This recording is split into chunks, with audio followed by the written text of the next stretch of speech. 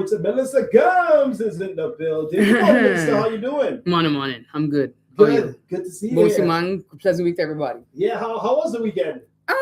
It was actually pretty quiet. I have to say I didn't do much. I trying to save my energy for Carnival. Okay. Because every time I look at the schedule, I think, wow, we might be in problems. Yeah, 3 weeks. 3 weeks of nonstop. Every time I Love Lux puts up 9 Thursdays left, 8 Thursdays, I'm like, stop it, Right? please. Like, Speaking about culture, I don't know if you checked out the parade yesterday from the Dominican Republic. no, I saw video footage of those who were there, but I did not. There's a lot of beautiful and bonita culture. I'll just let you know. I'm sure it was the culture you admired. Shout out to MP Sarah West.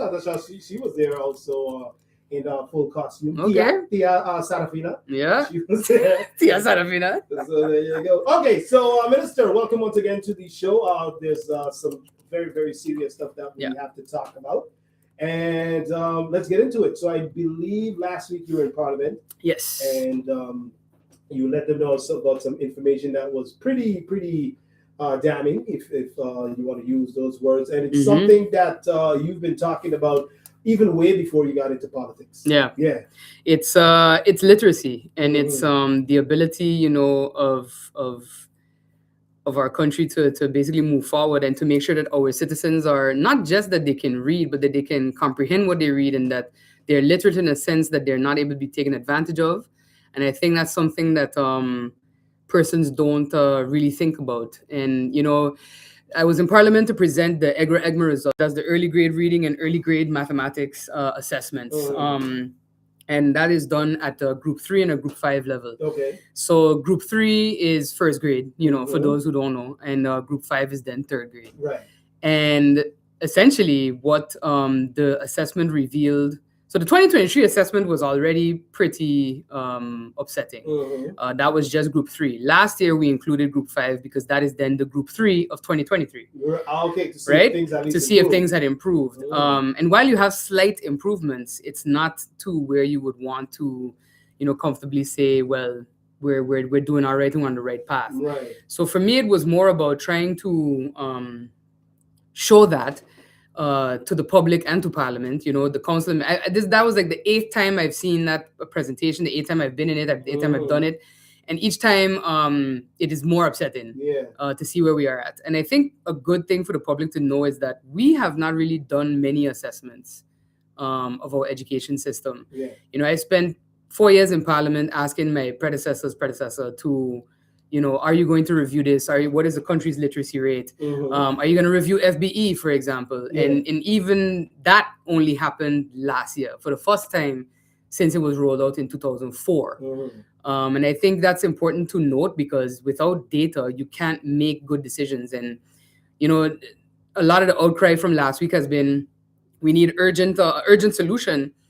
No, I think urgency needs to be present, yes, but it doesn't mean rush whatever you do, because we tend to do that here a lot, where it's I call it shortcut governance, where you see what maybe you throw like something at a wall, and if it sticks, but what sticks at a wall eventually will roll down. And I think for me, it's more about, in this capacity now, working with the ministry, working with all stakeholders to kind of see how what can we throw that sticks and stays stuck. Right. Because you don't want to do patchwork solutions and then you end up here in another 10 to 15 years. So yeah. All right. Now, so once now the results are known and everybody is pretty upset. Some people are surprised. Some people are like, listen, we've been knowing this for years. Like you said, this is not the first time that this information came out. But now a lot of people are asking, so what's the next step? What do we do? Because it's like I said, it's crazy. It's scary at the same time, because you don't expect this. You see the kids, they're in school, sometimes even for longer periods. There's after school activities. You give them an iPad or something, and they could work that for you like nothing, anything technology. But when it comes to the actual fundamentals of, simple mathematics, and when it comes to reading, not only just reading, being able to read the words, but the comprehension Exactly. behind that reading as well. No, exactly. Yeah. So what's the next solution? So What do we next do? next is we've already presented this to school boards, as I mentioned, to school boards, school managers, and the teachers from these groups, and the student care teams at the schools. So this includes public and subsidized. And from here, now that Parliament is aware, the public is aware, because that's what I wanted to do. I wanted to first have those discussions and presentations with the actual persons that are on the ground working in these systems, Right. and then the Council of Ministers received a presentation as well, and now Parliament.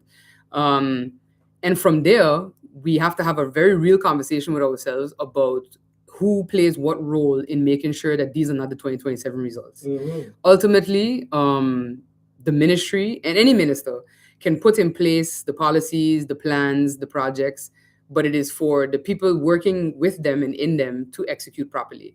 It's also for parents to take their role seriously. I think I was trying to pull it up. There was a student questionnaire that, they were asked, like, do you observe your parents reading at home? How many books are there in your house? And one of the questions was, does someone read stories to you at home? And 43% of the respondents said never. Okay. That's close to half. I can't imagine. I mean, as somebody who, either my father was reading a newspaper or my mother was reading a book to me and my sister, before bedtime, at all times. I think I was the 7-year-old that could say what was on the front page of at the time of The Guardian, But I think that's important to note that plays a heavy role in how these results come out. And it also begs the further question of maybe parents themselves cannot read to their children. So adult literacy now also has to take a bit of a step to the forefront. And there are great programs in the community that focus on improving adult literacy. And you have quite a few who are what you would call functionally illiterate. Maybe they can read, but they cannot comprehend, as you say. They cannot put things into action. They cannot recognize certain letters. And I think it's also to do away with the stigma of that. Because that I think is what keeps a lot of adults back from improving their reading ability, their literacy. But then that will just trickle down to kids. Persons have said to me since the results, since Parliament, I don't know why anybody would expect any different. We've had persons in our highest bodies of government that could barely read aloud. That could, not speak or form sentences like to get across a message properly. So I think all of that is what you see here represented in these results. And I think it takes more than me, it takes more than the ministry, and it will take all of us, teachers, parents, those who are not parents, just adults in general, lending a hand to improving this. How do we get adults, especially the adults, to say, okay, you know what, let me take the responsibility and do what needs to be done so I could get these skills, so I could start reading and start learning? Because it's, for a lot of them, it's an embarrassing situation for them to even admit that I can't read. I think it's about showing them what you're missing out on by not being able to read properly and to comprehend what you're reading. Because it's beyond being able to write a letter or just enjoy a nice novel or so. It's how do you read a prescription bottle? How do you understand what's on the prescription bottle? How do you read letters that you may get from tax office or from government itself or via job? How do you understand the contract that you're being asked to sign? How do you understand your pay slip? Like, everything kind of ties in, and you're at a disadvantage if you're unable to read. And I think, like I said, the programs that I've been to, some of the events in the community, they do destigmatize it a lot. They show you there is no shame in that. At the end of the day, an adult not being able to read means somewhere along the chain they were failed. And where did the failure start? Probably right where this is, in grade 1, in grade 3, at home, where you should be able to at least get the fundamentals down before you go further in your academic career. And this thing too of, persons tell me, but people graduate high school and such, and not everybody graduates the same. If you look at CXC, a 4 is a pass. Is it a good pass? No, but it's a pass. And I think that too is something that has to be, there has to be a we have to strive towards excellence in everything, and the fundamentals should be the first place that people are excellent in. Absolutely. Ladies and gentlemen, I want to station with the Attitude Super Duper Morning Show. We have the Honorable Minister of Education, Culture, Youth, and Sports, Melissa Gumbs, here with us, discussing the latest reports on the, what is it, the EGR? The EGRA EGMA, yeah. EGMA. Early grade reading and early grade mathematics assessment. Yes, assessment. So besides that, I know within the ministry, there's lots of other things that you're working on. Not sure how much of that you'll be able to execute, because we just heard that the Minister of Finance was also talking about last week that when it comes to finances, it's very low. Yeah. It's very low. Yeah. And, things might be tighten up the belts might have to happen across the board, because money has to go to certain places and certain things. And, and now she's asking the ministries themselves, how are you guys going to also generate money within your ministry to at least help with the coffers? So, what is your ministry doing now to work on that? I think it's about creativity as well. You know, so many things in education could be done for free. There are resources to help literacy development that you could just download. You know, I think teachers are the one profession where you see a lot of collaboration, a lot of cooperation. I have friends that are teachers in the US, friends that are teachers in the Netherlands, family members that are teachers and have been teachers. And it's really for them, they share. And you do have a few here that do, you know, act in that good faith. They share with each other best practices. They share materials and so forth. So I think it's about finding creative ways, because on the one hand, you know, you can throw a bag of money at something, but if there's no proper plan to you know, deploy it and spend it properly, then you've actually wasted a lot of time and a lot of resources. For myself, one of the things that we had started last year that is coming back this year, and I just want to mention that as well, is the Dame Reviewed National Short Story Contest. I think developing that creativity in kids, encouraging it, is a way to also improve their literacy. You know, when kids write stories and become storytellers, you know, it is up to us as adults to go over it with them and say, well, this is what you could have said, this is what you could have done, a comma needed to be here, you know, this should have been written this way, should have been spelled that way. And I think that is one of you have to make it cool, basically. That's the reality. As you said, you know, technology right now, it's definitely playing a role. I wouldn't say that it is the only reason why children don't have a grasp on the fundamentals. Because one of the questions as well was, do you use technology to learn? The majority said no, they don't use any learning apps or anything like that. So it's really about how you use the technology, the time frame, everything in moderation. So I think between that, the short story contest, and just getting that message out there that reading is cool, that it's not, you know, it can be fun, but it's also necessary. I think that is what we're trying to focus on. And additionally, the Yoda Guy Museum is also going to be doing something where I think it's blending a bit of art and also comic writing. And I think too, for parents, you know, that is a way to show kids that reading is cool. A lot of times parents are like, oh, you can't read these comics, they rot your brain. Comics have some of the best writing that you'll encounter anywhere. And you have graphic novels now for young people who may like comics, but maybe you don't want them to read Batman or whatever. But there are graphic novels that have that comic book style, and the word usage, the scripting is just as high end. I think I've talked about the first Cat in Space ate pizza, which is a graphic novel that I read to then Mac Group 6A. But while reading the book, I was like, these words are a little advanced for these little 9-year-olds, you know, but they understood them. And I think that too is something that we need to also encourage. Like, just because someone is 7 doesn't mean they shouldn't try a book meant for 9-year-olds. That was always, you know, you remember my struggle with the library bookmobile. Shout out to that dude who stopped me from reading the books on the top shelf. But Melissa was always the one that would keep everybody. She was the first one in, last one out of the bus. Like, listen, we gotta go. I wanted to get the books on the top shelf, man. And constantly the argument of, no, that's ahead of your grade age. No, give me the opportunity to show you that I can read this book. You know, so I think that's also part of it. Just if you see that you have a reader on your hands, just throw books at them that they might not might not be in their age range. It's Right. not like you're asking them to read, Jackie Collins. You Right. just give them a little Hardy Boys book, and let them run with it. Yeah. Yeah. Now, funny enough, I saw, the People's Tribune. They put out every weekend this AI comic thing that they put out, discussing what was discussed during the week in a humorous yet serious Yeah. kind of way. And one of them, I think, was, students are not only asking for, the literacy weeks and the science fairs and everything, but they also want different things for them to do, like sports and Yeah. arts and everything. I know this is also part of your ministry. What are some things that you are doing to encourage, the community and the students when it comes to sports, when it comes Yeah. to arts and everything? I know you guys have been working together with NSI, the Department of Sports. You did the whole thing with the signs up Yeah. of, but I know that there could be much more done. There could be much more done, and it goes back to that discussion about budget and about the reality that I think a lot of persons are unaware of the financial reality facing most ministries, but in particular education. Historically, it has been a budget that is cut.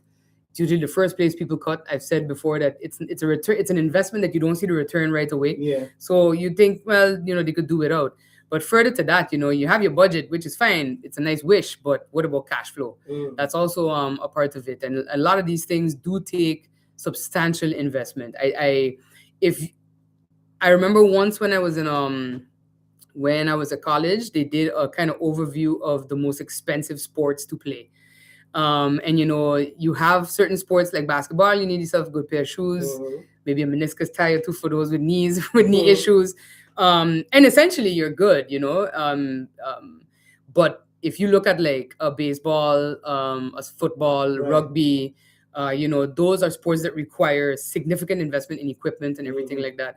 And that is something that I've always encouraged organizations to also find ways to raise their own funds. I've also encouraged, pooling resources, because it's pretty rough, I think, Yeah. the fiscal reality of the country. And we can say that we want to, see this or see that, but it until we have the funding for it. And I'm, not to say that this is a sort of excuse or so, like internally we are discussing how we can find funding for these types of initiatives that maybe does not rely on just government funding, but that does not happen overnight. Right. There's regulations you have to comply with. So that is something that is being worked on, and we hope to be able to share more about that later this year. Yeah. But ultimately, it's about also encouraging participation. What I see is that you have some sports that have very high levels of participation from students, but also for parents. I mean, encourage your kid to get into a sport, even if it's track and field. They're doing amazing things in track and field. Shout out to Abdul and them. Netball is also a sport that has really taken over and dominated, even to the point where it's kind of killed women's basketball, Yeah. because all the girls are in netball, so there's no girls basketball Even really. over this weekend, padel. I got started exactly. getting into that. Yes. We're not playing, but I saw it. I was like, okay, this looks Yeah, I interesting. haven't played it as yet. Yeah. They keep trying to get me to come out, but I don't know. My ankles are not what they used to be, guys. So there's that.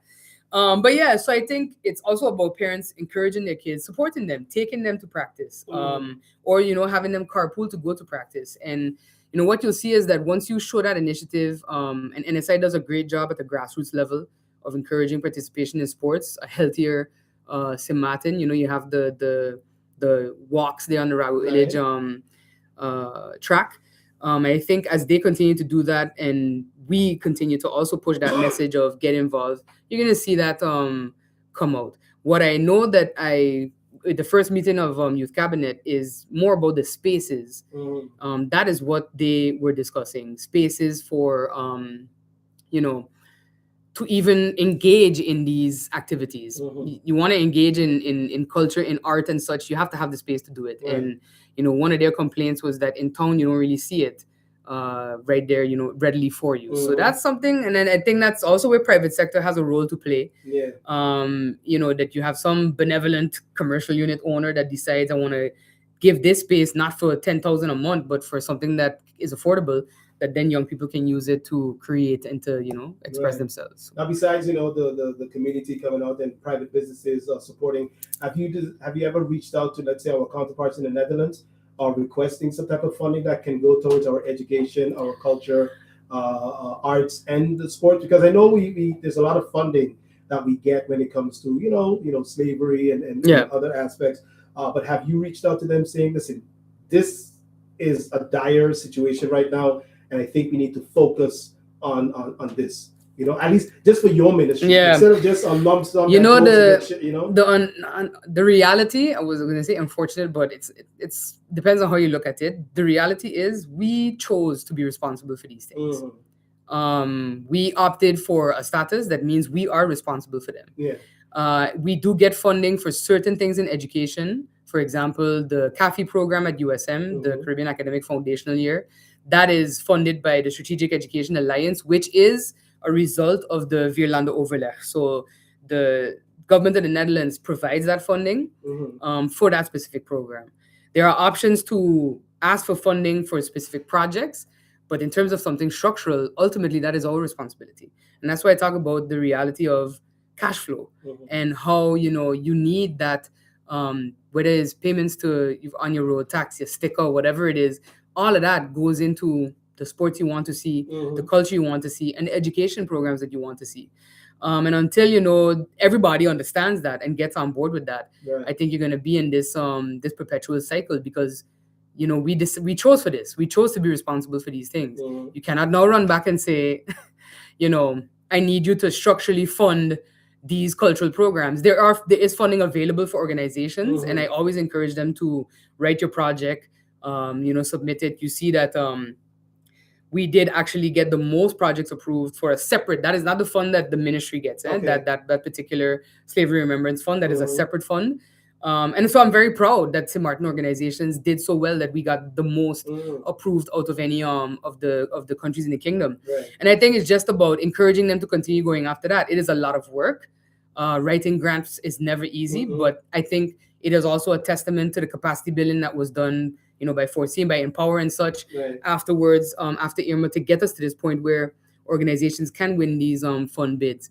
But in terms of structural funding to the government, yeah, that's a different ball game. And I think I know what the answer would be from across the pond if we were to ask for that in those areas.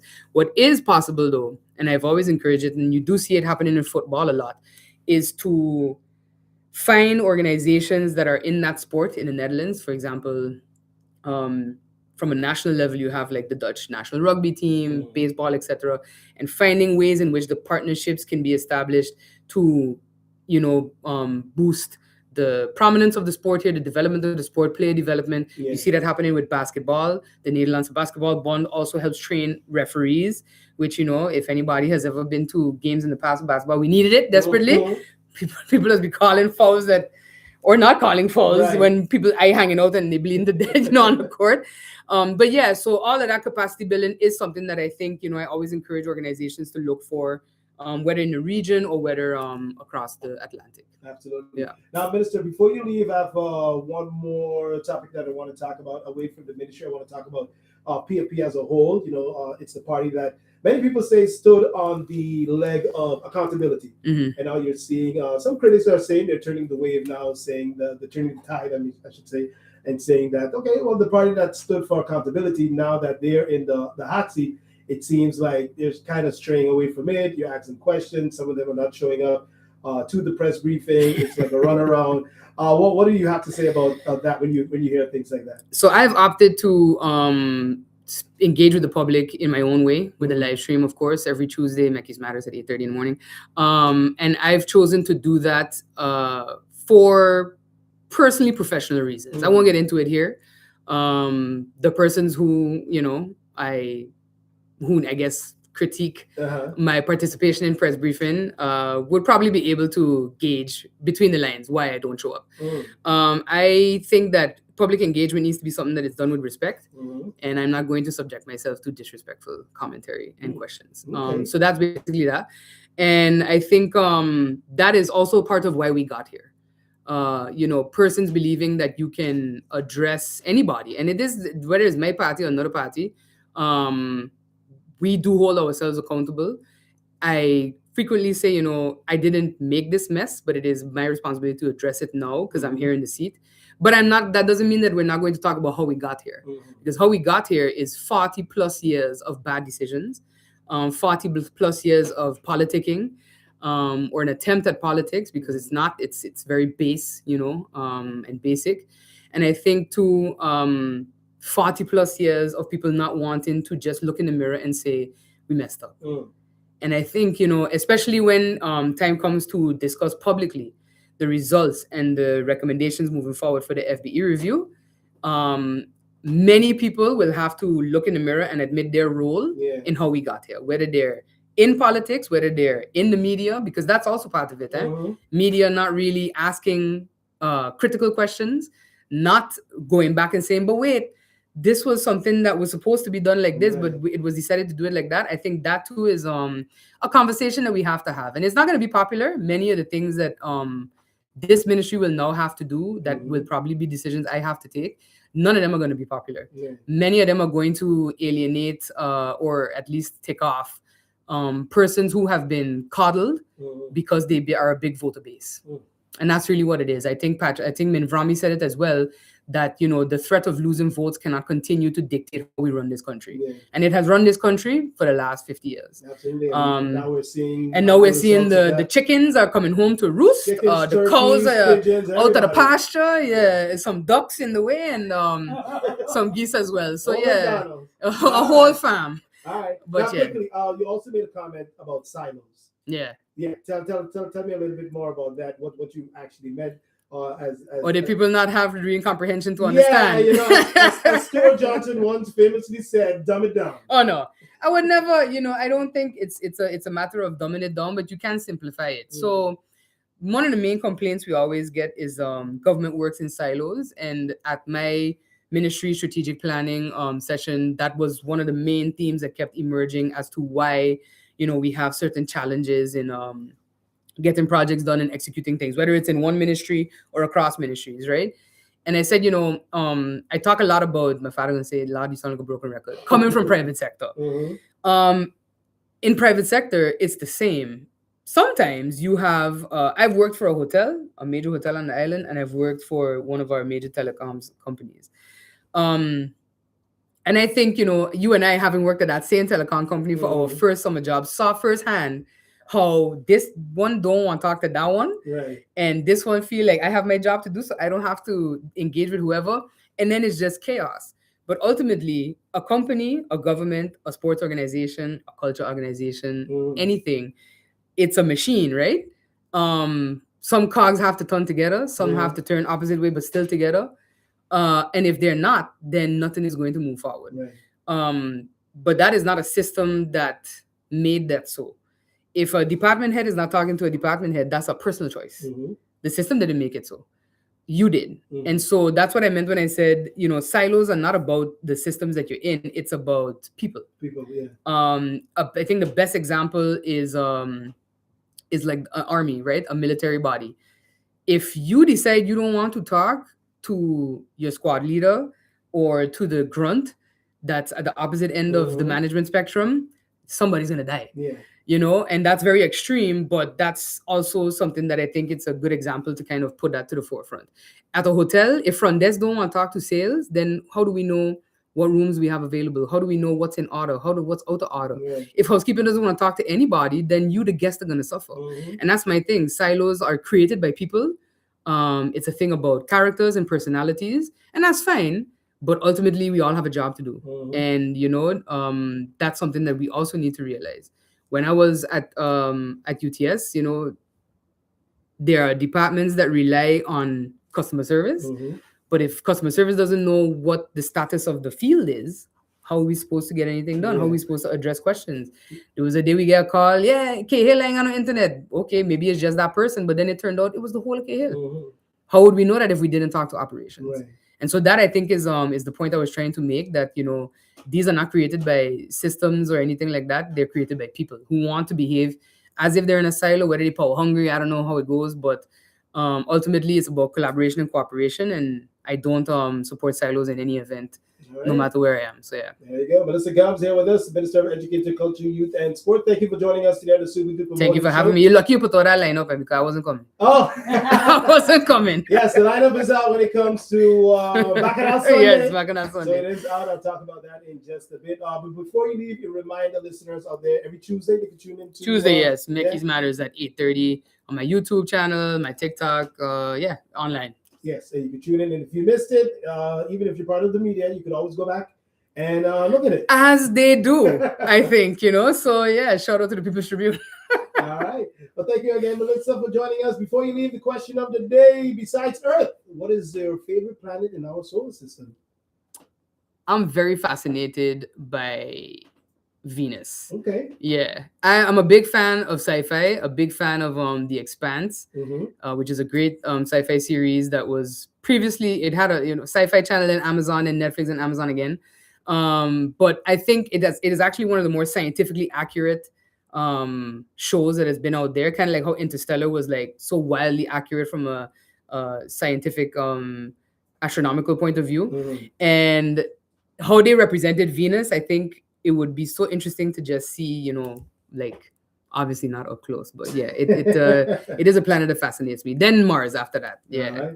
There you go. Thank you again, Melissa. Thank you for having us, me. And keep up the good work. Thank All you. right, ladies and gentlemen, I want to say you with the attitude, super duper morning show birthday.